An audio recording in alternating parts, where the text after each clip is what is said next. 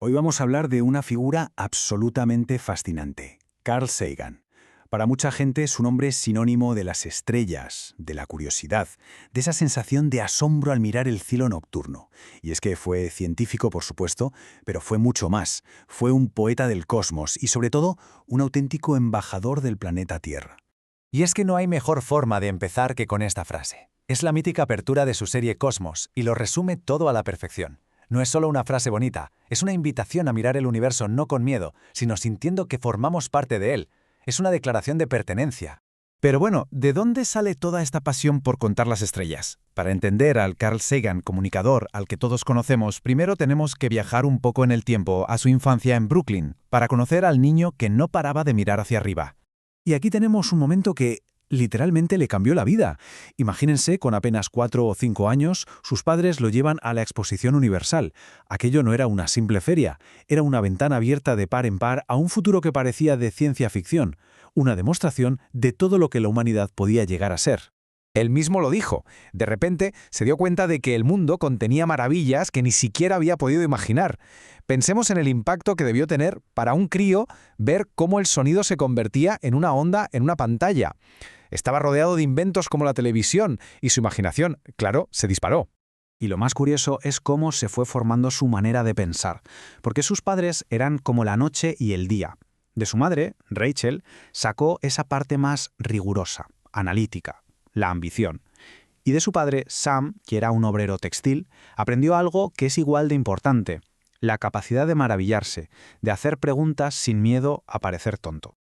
Esta cita es la clave de todo. Escepticismo y asombro. Dudar y preguntar. Sus padres, sin tener ni idea de ciencia, le dieron las dos herramientas básicas que iban a definir toda su carrera y su forma de entender el mundo. Es la base de todo. Con esa base tan sólida, Sagan se lanzó a su propia aventura. No se iba a conformar con mirar el cosmos desde la Tierra, claro que no. Él quería entenderlo de cerca, y acabó convirtiéndose en un auténtico pionero de las ciencias planetarias. Y ojo que sus contribuciones científicas son enormes. Fue de los primeros, por ejemplo, en entender de verdad el efecto invernadero desbocado de Venus, que fue como una primera advertencia de lo que podría pasar aquí. Y por supuesto fue una pieza clave en misiones como las Voyager, que nos regalaron las primeras imágenes cercanas de los gigantes gaseosos. Pero la ambición de Sagan iba mucho más allá de solo explorar. Él quería que la humanidad, como civilización, se presentara ante el cosmos. Se convirtió, en cierto modo, en el cartero de la Tierra, ayudando a diseñar mensajes para quien quiera que pudiese encontrarlos ahí fuera. Y aquí los tenemos. A la izquierda, la famosa placa de la Pioneer, que es como un mapa estelar diciendo «estamos aquí». Y a la derecha, el disco de oro de las Voyager. Algo mucho más poético, una cápsula del tiempo con sonidos, música e imágenes de la vida en nuestro planeta.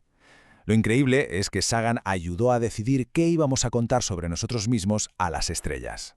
Después de explorar otros mundos con la ciencia, Sagan emprendió el que quizá fue su viaje más importante. Traer todo ese conocimiento de vuelta a casa y, sobre todo, hacerlo para que todo el mundo pudiese entenderlo y disfrutarlo. 500 millones. Pensemos un momento en esta cifra. Es una auténtica barbaridad. Es la audiencia que se estima que tuvo su serie Cosmos, un viaje personal, en unos 60 países.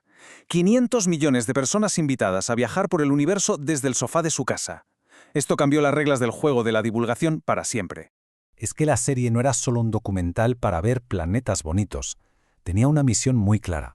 Quería contar la historia de cómo hemos llegado a saber lo que sabemos, hacernos conscientes de lo pequeños que somos, pero también de lo especiales, y compartir esa emoción de los descubrimientos que estaban pasando justo en ese momento. ¿Y por qué funcionó tan bien? ¿Cuál fue la clave? Pues que Sagan no solo explicaba cosas, conectaba con la gente.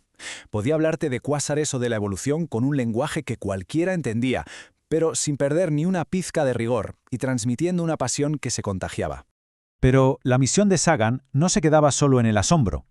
Utilizó su fama, su credibilidad como científico, para advertirnos de los peligros que nosotros mismos habíamos creado.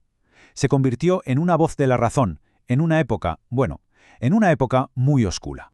Que en plena Guerra Fría, con el miedo a la bomba atómica en todas partes, él y otros científicos pusieron sobre la mesa esta teoría terrorífica. La idea era que el verdadero peligro de una guerra nuclear no eran solo las explosiones, sino lo que venía después, El hollín de las ciudades ardiendo taparía el sol, y el planeta se sumiría en un invierno artificial que acabaría con todo. Para explicar la locura de la carrera armamentística, usó metáforas tan potentes como esta. Es que te pone los pelos de punta. Hacía que una amenaza que parecía abstracta, de políticos y militares, se sintiera real, inmediata y completamente absurda. El mensaje era demoledor. Pero Sagan no solo luchó contra las amenazas externas, como las armas nucleares, también se enfrentó a los que él llamaban demonios internos, la pseudociencia, la superstición, el pensamiento mágico. Creía que eran igual de peligrosos para nuestra supervivencia. Y por eso, en su libro El mundo y sus demonios, nos dejó este kit para detectar camelos. Es básicamente una caja de herramientas para pensar de forma crítica. Es brillante porque es muy práctico. Nos enseña a pedir pruebas, a escuchar todos los argumentos, a quedarnos con la explicación más simple y a usar los números para que no nos engañen. Vamos, un manual de autodefensa contra el engaño. Y así, poco a poco, llegamos al final de este viaje, a la que probablemente es su idea más poética y a la vez más filosófica. Un mensaje que es la culminación de toda su forma de ver el mundo y nuestro sitio en él. La historia es increíble. Fue idea suya. Insistió y convenció a la NASA para que, justo antes de que las cámaras de la Voyager 1 se apagaran para siempre, la nave se diera la vuelta e hiciera una última foto de casa. Desde esa distancia brutal, la Tierra era apenas un puntito de luz. El famoso punto azul pálido. Y este es el mensaje central de esa foto. Para Sagan, vernos desde tan lejos no era un ejercicio de poder, de lo lejos que hemos llegado. Era todo lo contrario, un ejercicio de humildad. Esa perspectiva cósmica nos obliga a darnos cuenta de lo frágil que es nuestro mundo y de que somos los únicos que podemos cuidarlo. Al final, si tuviéramos que resumir todo su legado en una sola idea, sería esta. Sagan nos demostró que no tenemos por qué elegir entre ser un científico escéptico y riguroso y mantener esa capacidad de asombro de un niño. De hecho, nos enseñó que se necesitan mutuamente. Son las dos caras de la misma moneda para entender el universo. Y terminamos con la misma pregunta con la que él cerró su obra maestra, Cosmos. Y ojo, porque no es una pregunta retórica, es una llamada a la acción.